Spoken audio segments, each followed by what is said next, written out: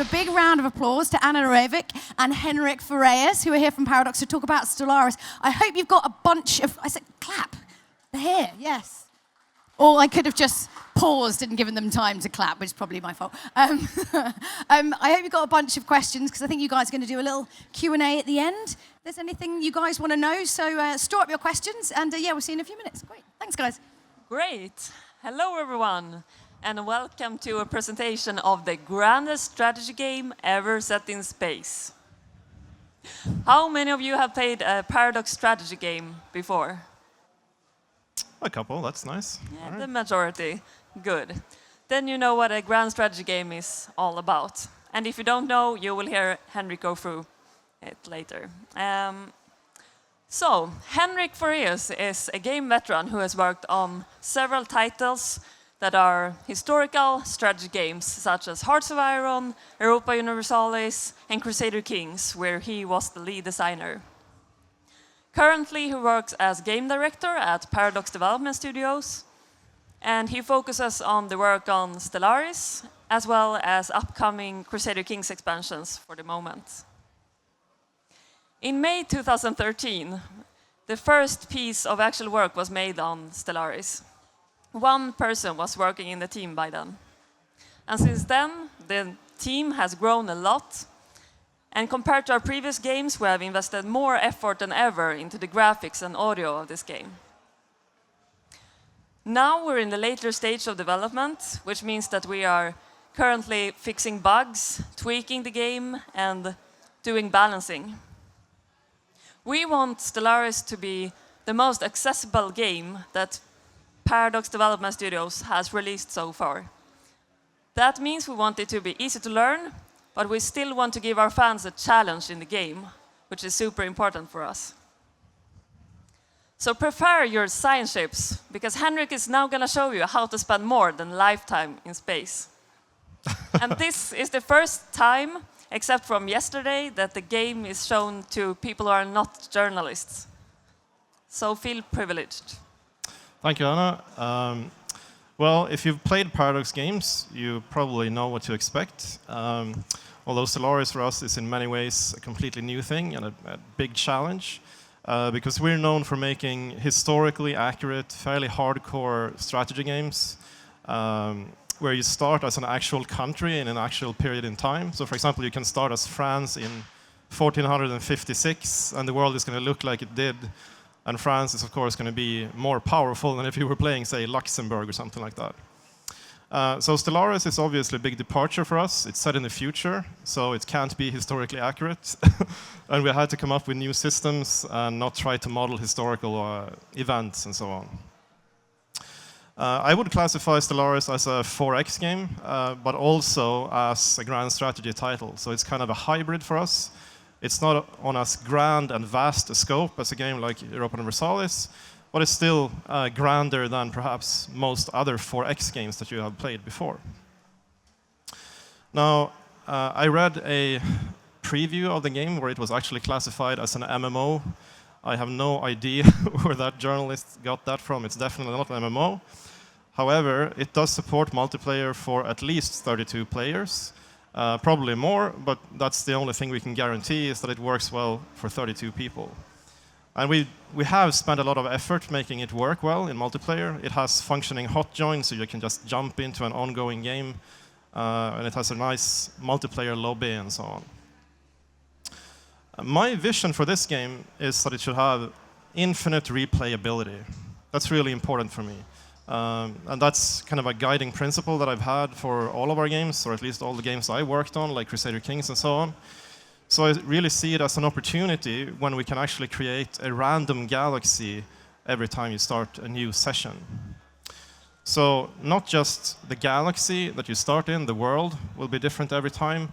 The species, the aliens you meet in the universe will also be different. And the stories you encounter, the various little quests and anomalies that you face in the game should all be new and fresh every time you begin a new game, basically. Now I prepared a little save game here that I'm going to start up. So in this game, I'm actually playing us, the humans. Is it possible? I tend to anticipate that most people will play as the humans in Stellaris. But we'll see. We do have telemetry, so we'll probably find out if that's true or not. Stellaris is a pausable real-time game, as you can see. It's not turn-based. I can start it up and increase or decrease the speed level. This is a very handy format for us. It's worked out well in all of our games. And it also means that our games can be quite multiplayer friendly, because you don't need to wait for the other people to finish their turns or anything like that. You just agree on a speed, a suitable speed level, so that everyone can do whatever they want to do and give orders and so on. So in this game, I'm playing as the humans. Here is our glorious president, Dolores Mwanga. She has some personality traits. The empire I'm playing has certain ethics, and that's an important choice you make at the start of the game. In this case, I'm playing as a fanatic individualist xenophile empire. And this will determine a lot of mechanics in the game. So if I'm playing a militarist empire, I will get special militarist powers, and if I'm playing a pacifist, I will kind of tend to get diplomatic abilities and powers in the game. This is also very important because it ties into what I mentioned about replayability. There should be many different ways of playing Stellaris. So your choice of ethics really matter. I'm also an indirect democracy in this game. That's basically a parliamentary democracy, which means that my president here will be re-elected or replaced at regular intervals in the game. Henrik, would it be possible for us to turn up the volume of the music a little bit? Of the game? Yeah, let's see if we can do that.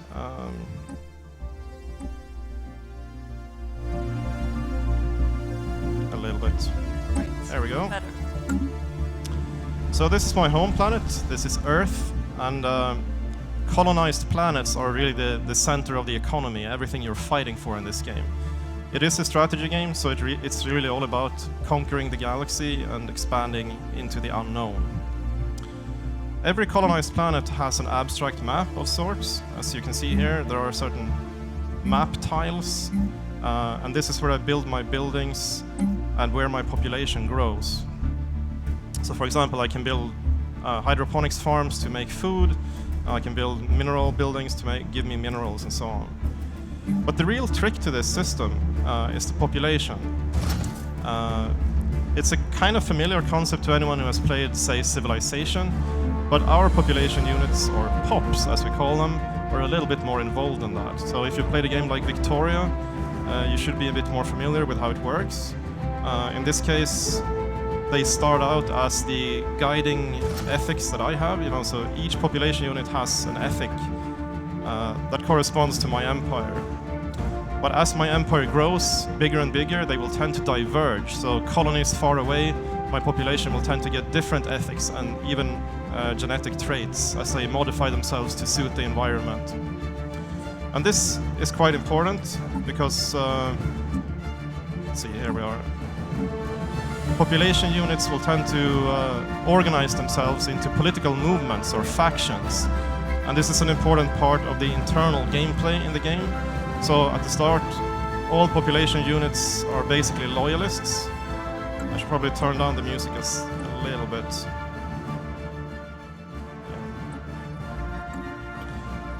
So all population units are loyalists at the start of the game. But then I will need to start managing all these diverse movements in my empire, especially if I start integrating aliens and so on. Characters, or planets also have characters. In this case, it's a governor, Sienna Reinhardt.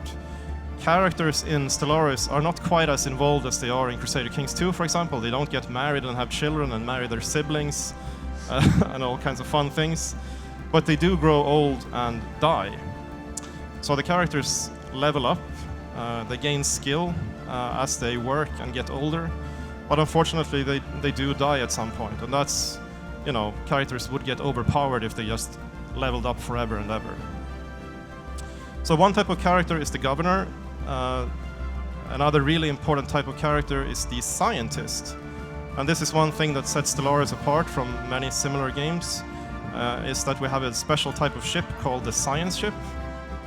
And they are led by a scientist-type character. I like to think of these scientists as basically heroes in a role-playing game. They go out and have little adventures and quests, and you will experience various types of scripted content in the game as well. Now, the simplest mission I can give to the scientist is basically to survey planets, and that's what I did right now. But as they survey planets, they will find not just minerals and resources that I can use on these planets, but they will also find anomalies and what I like to call little side quests almost in the game. And this brings me to the research system in Stellaris. In many strategy games, you would expect to see a technology tree, a predictable tree of technologies. But since I want everything to be new and fresh when you play Stellaris, the system here is slightly more random. So here I have my 3 research departments: physics, society, and engineering. Each department is headed up by a specific scientist character. They all have special character traits, so this one has an expertise in particle physics. Now, she is probably not in the right place, because particle physics, she would probably be better to head up the physics department, but even so. Now, the trick to the technology system in Solaris is that each time I want to research something new, I'm presented with 3 choices. This is a lot like drawing 3 cards from the top of a deck of cards and then picking one and putting 2 back into the deck. But of course, it's a bit more complicated than that, because the trick, or the magic, if you will, is in the shuffling of the deck. And it's not completely random at all.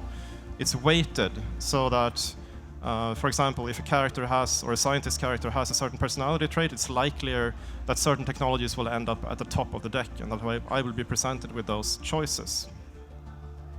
Of course, the ethics of the empire also plays a part. So if I'm playing a materialist empire, I'm likelier to be presented with like robotics and cybernetics type technologies. Or if I'm playing a spiritualist, it might be telepathy and more exotic things like that. And if my scientist happens to be a lunatic or a mad scientist, I might get really weird things like, orbital mind control lasers or whatever. So some of these technologies are really rare, and some of them are completely unique and cannot be researched normally. I can only get them through experience various adventures out in space. Oh, I also forgot to mention that colonized planets can have a spaceport. This is the spaceport of Earth. It can be expanded, and I can build various modules here, especially if I want to build a tall empire rather than a wide empire, which is a concept we're playing around with in Europa Universalis 4, for example. But I'm going to queue up a few corvettes here. As you can see, I can also build construction ships, science ships, upgrades to the spaceport. This is also where I build colony ships to expand into the universe. But let's see what my scientist will find when I send her out to survey the solar system. I'm going to increase the speed level a little bit, so you'll see what it looks like.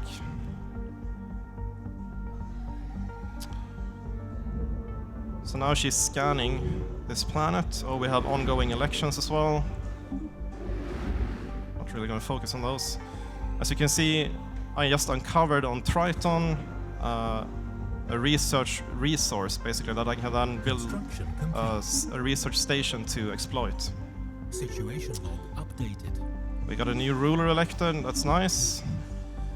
But since I'm not finding anything interesting right now, I'm just gonna take a look at this instead, which I found previously. This is something we call an anomaly, and they are uncovered by the research ship's surveying mission that you just saw. This is almost like a little side quest. If this was a role-playing game, this would be a quest, essentially. So you can see it has a skill level. This is, or a difficulty level. So this anomaly is level 2.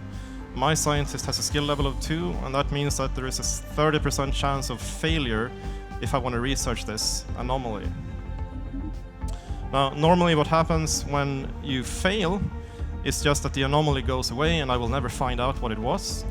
But there's also a chance of more catastrophic failure. So, if our scripters or content designers have really been creative, it could really be anything from the scientist dying to the ship blowing up to the planet blowing up or being knocked out of orbit. There are actually a few of those where an asteroid can be knocked out of orbit and put on a trajectory to hit my home planet and so on. So sometimes it's better to wait until your scientist has leveled up before you dare do this. But I'm just going to go ahead and see if we can succeed here. So what's going to happen now is, if I succeed, that is, we're going to see the start of a branching storyline. And this is something that, you know, is close to my heart, is these branching storylines that are always a bit different every time you see them, or at least that's the ambition. Oh, well, fun. All right, I always like when this happens. This did not go as planned, so we actually had a critical failure here. Let's see. So we had a reactor failure, blah, blah, blah. Science officer oversaw the evacuation of the entire crew, but I think she died herself and the ship is gone. So this kind of stuff can happen, but that's okay. So what would have happened if we had succeeded was that this situation would have ended up here in what we call the situation log, which is, again, the direct equivalent of a quest log in a role-playing game. So, for example, it could have been a storyline about the precursor civilization, and we'd need to find some artifacts or dig them up on certain planets to find out more about them. Of course, this really ties into the whole normal gameplay as well. These anomalies will allow me to get some really unique and cool technologies that I can equip my ships with, if I want to spend my time doing that. And what characterizes the early game of Stellaris is really that. It's exploring, finding these little anomalies, and gaining certain advantages from that. Of course, you also need to colonize other planets.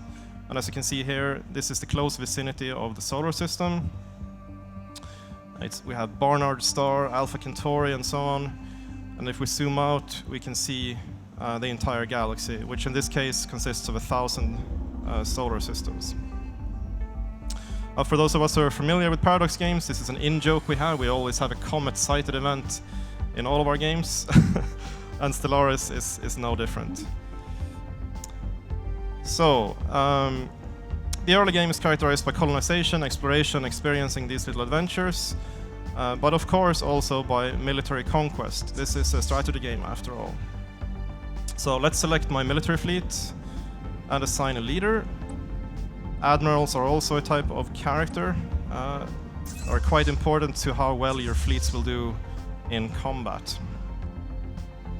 And let's move it to this system where I happen to know we'll find something interesting.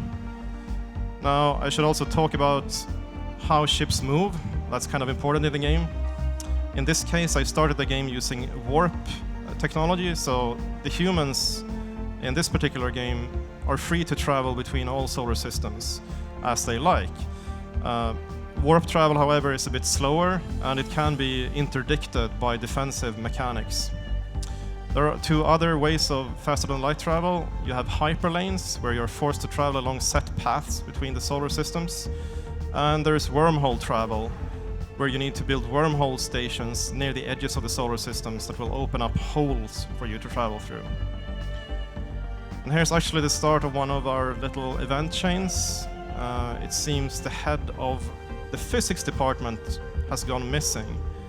And he also stole a science ship, so we'll see where that takes us. As you might notice, the solar system is divided into two parts, the inner part here and the outer part. And normally, faster-than-light travel happens in this outer edge. Enemy fleets will always arrive near the outer edges of a solar system, and that means that I can tend to predict where they will come in. So this is where I will build military installations to snare them and trap them, and stuff like minefields and so on, which is a tactical layer to the game and makes it more fun, basically. So let's take a look here. Here I can see that the fleet is incoming.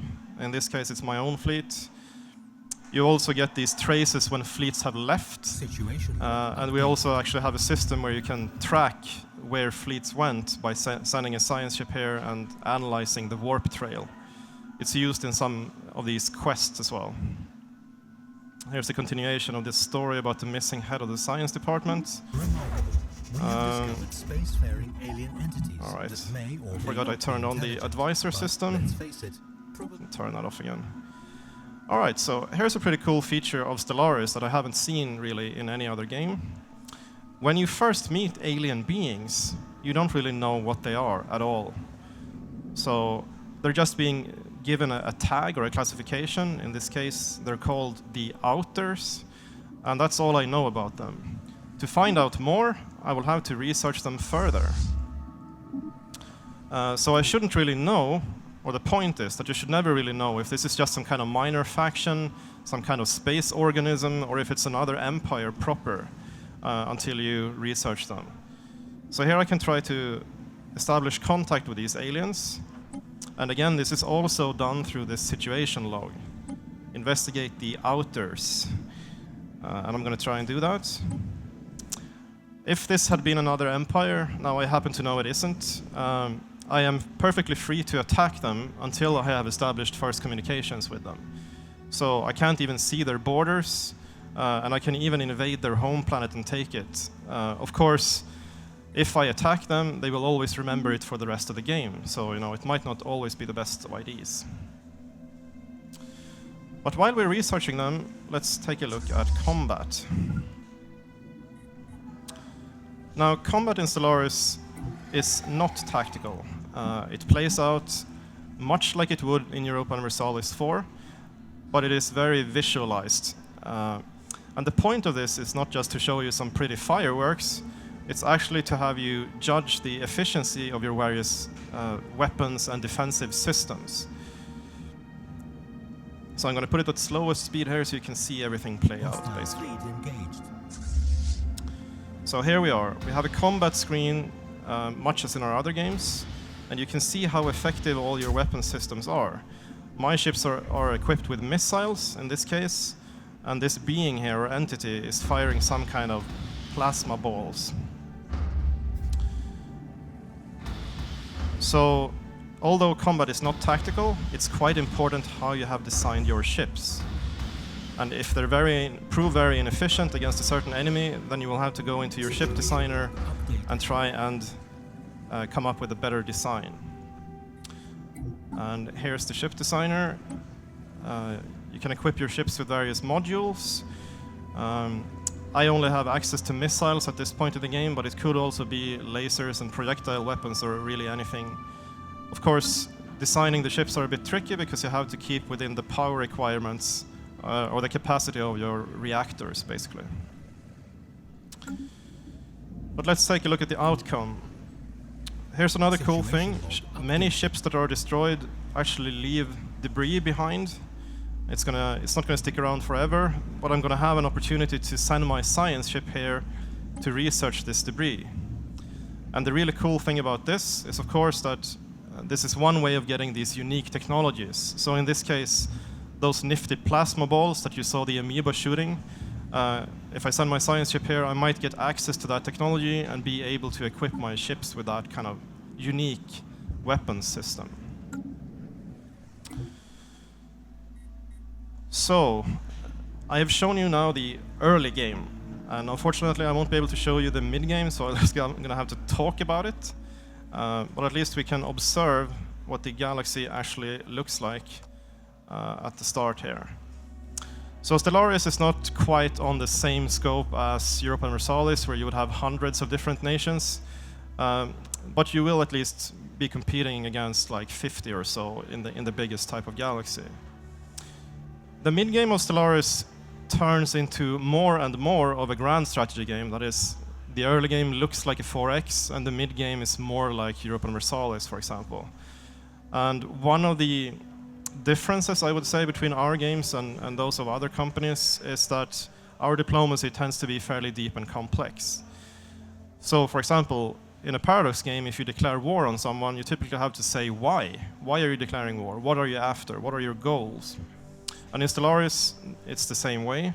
If I have a good reason to invade someone, if one of my population units lives on another planet or a target planet, then that gives me a reason basically to take that in the war. So I send my armies there, I invade that planet, and that doesn't mean it's immediately mine. However, I'll still have to negotiate for it in the peace. So even if I've occupied an enemy planet, they might be destroying my fleets elsewhere, and that means I can't really take it in that war. It's a very paradoxy way of doing things, We also have, of course, various levels of control over other empires. I can vassalize them. I can have them as tributaries, or I can form an alliance with them. We can have various treaties like migration treaties, research treaties, and various levels of access like military and civilian access. So the mid-game is going to be more static than in old school 4X games and more like a Paradox game. Probably going to last longer too. You can also see some special features here in the galaxy. Although the start in Stellaris is symmetrical, everyone starts out equal on one solar system, there are exceptions. So for example, this here is what we call a fallen empire. These are very technologically advanced empires that used to be very powerful and real galactic players, but for some reason they started turning inwards, a bit like China in medieval times. So they might have even forgotten how to use their own technologies, but they are very powerful at the start. So while you can negotiate with them and communicate with them, they won't be expanding. They can, however, be attacked.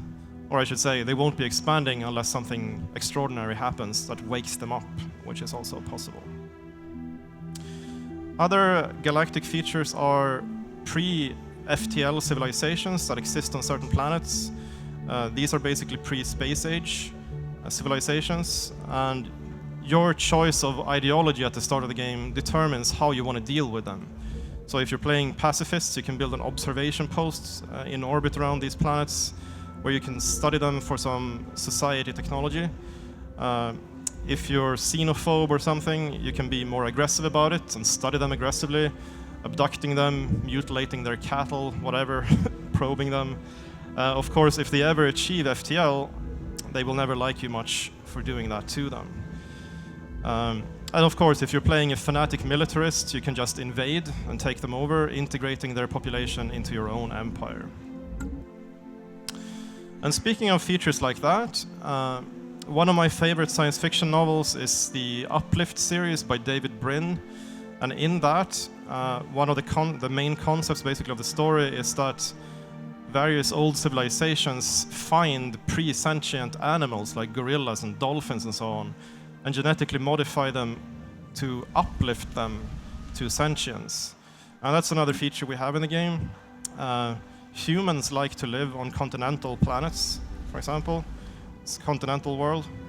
But in order to expand onto other types of planets, I'm probably going to be forced to integrate aliens, uplift these animals, dolphins or gorillas that actually like to live there, or use robots or something like that. It's quite hard to terraform planets in Stellaris.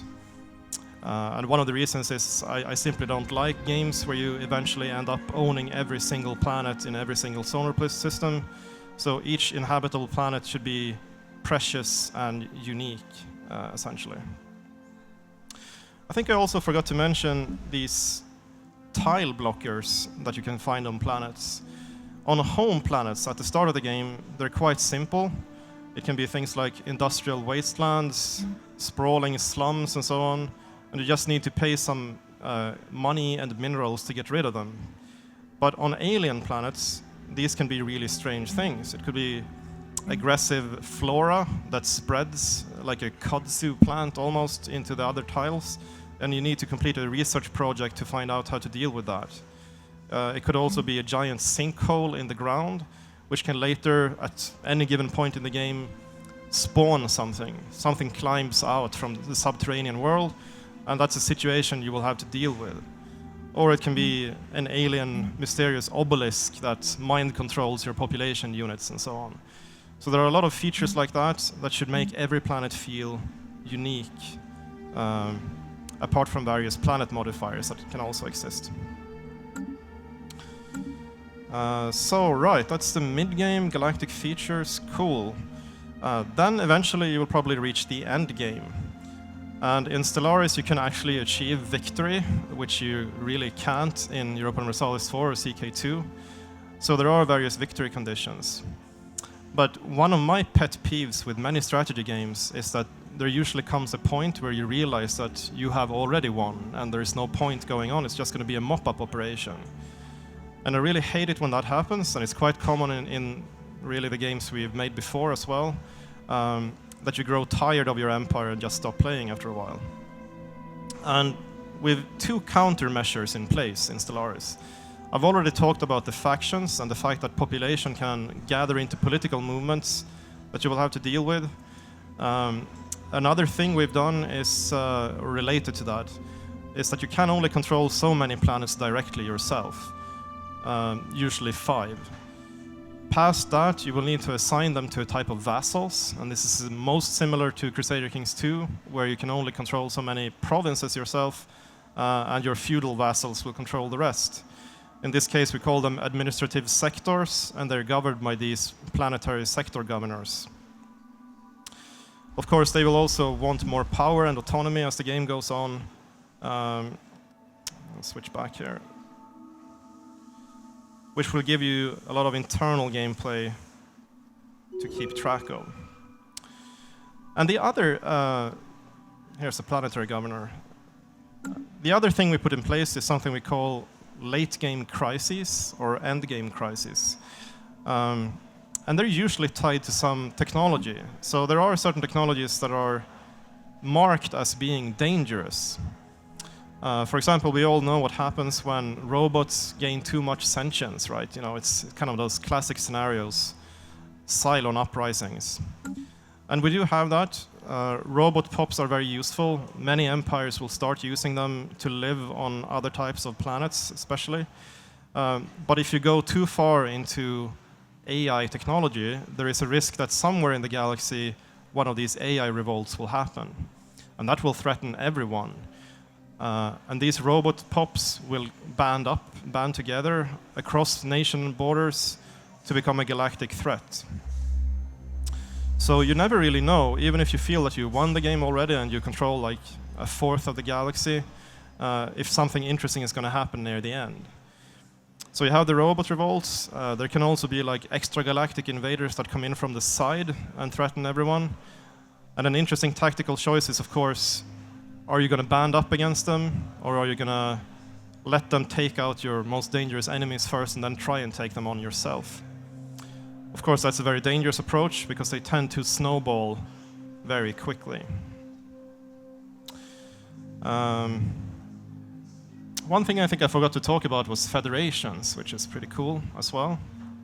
In true Star Trek fashion, more pacifist-bent empires can choose to band up and share a victory together, especially in the face of large, dangerous empires. So if I'm playing one of 4 smaller space empires, we can form a federation together. The cool thing about federations is that only one of these countries, say these 4, is the Federation President, and this position rotates between the member states. The Federation President controls foreign policy, like declaring wars and so on, and also has control over the joint Federation fleet, which is a bit like if you imagine that the UN had its own task force or fleet, except that you can build it using all the best technologies of all the member states. So federations have a technological edge over other empires, but unfortunately, you will need to share your victory with other member states. I don't like that myself. I prefer a straight conquest victory where I just win and feel that I dominated everyone, but maybe that's my own personal taste. We do have some other victory conditions. There's an archaeological victory, which is related to these situations. If you really delve far enough into these, you can win that way as well, uncovering the secrets of the ancients and so on. Can't say more about those victory conditions we have because we're still working on the rest, but there will be several ways of winning. So I think that's all I had to say. Yes. And the Stellaris game session that you just experienced here might turn out completely different when you play it yourselves. Depending on the choices and decisions you make, and the countless number of unique alien species meetings. And the alien species can look very differently. What you just saw were humans here, but we also have aliens resembling something bird-like, aliens looking like they have been hiding in the deepest part of the sea for millions of years. A lot. And in Stellaris, it's your turn to establish first contact with undiscovered civilizations. If your cup of tea is forming alliances and trading your way towards conquest, go ahead. If you're a more xenophobic type, you might want to use force to destroy your enemies and make them the vassals of yours. In Stellaris, the possibilities are endless.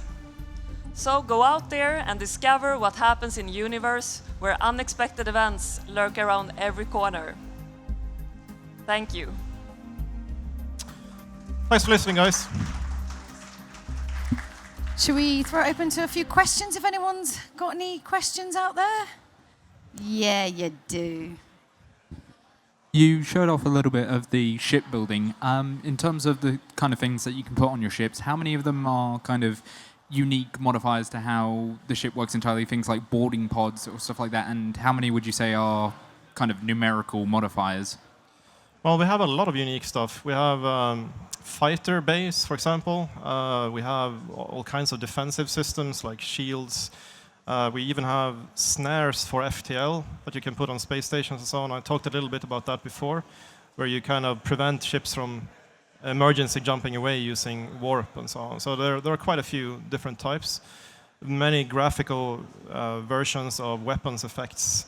Of course, it all depends on the defensive systems of the other ships as well. You know, what's effective against shields, armor, and so on. Any other questions? Oh, yes, gentleman over here. About federations, can they be dissolved, first of all? Yes, of course, yeah. Okay. You're free to leave a federation at any point, basically. Of course, the other members will kind of remember that. Opinion modifiers are a big thing in all of our games, so you should expect that you haven't made any friends, really. Okay, so then what happens to the fleet, the Federation fleet? The Federation fleet, if the Federation completely dissolves, also dissolves.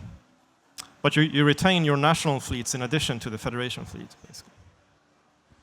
Any other questions? Don't be shy. Yes. With the RoboCop t-shirt at the back. Oh yeah, it's very loud. I was just wondering about fail states. So, sort of in Crusader Kings 2, you would lose if your dynasty was wiped out. How does that play out in this game? Well, it's a lot simpler here. It's basically losing your last planet is game over. So. Oh, that was short. Any other questions? Ah, yes. So you said at the beginning that all the different empires start off the same. Is there any mechanism for new empires to arise and join the game after the start? Yeah, I kind of forgot to talk about that, but these factions are really important because sometimes they demand autonomy. So you can expect to see a lot of civil wars going on and a lot of the blobs falling apart because they've taken on too much to handle, basically. Of course, you can usually meet them like halfway. So if a faction wants autonomy, you can choose to give them a vassalage instead and make them a vassal state, which would then make them fairly happy, but of course, it risks breaking loose completely later on. You can also support, as an outside power, someone's quest for independence to try and break down enemy realms that way. Oh, yes. This is my go-to question guy all day. Don't talk me out. Okay. I'm just wondering about your AI. You haven't talked a lot about AI, but what differences would there be in the AI between different sort of, different AI civilizations? Well, the AI has a personality that is mostly based on these ethics you pick for your empire at the start of the game. So it tends to behave in accordance with its visible personality, and of course its opinion modifiers that it gets in the game for various reasons. So. And one last question. Go on, now's the time. You were saying about how at the end of the game it gets quite heated and big things can change it. Do you have things like super weapons like Death Stars and stuff like that? We're saving the super weapons for an expansion, to be honest. But we have talked a lot about stuff like that, Dyson spheres, Death Stars, and so on. But it's a bit imba as well, so it's kind of hard to do it right. But it's something we want to do at some point.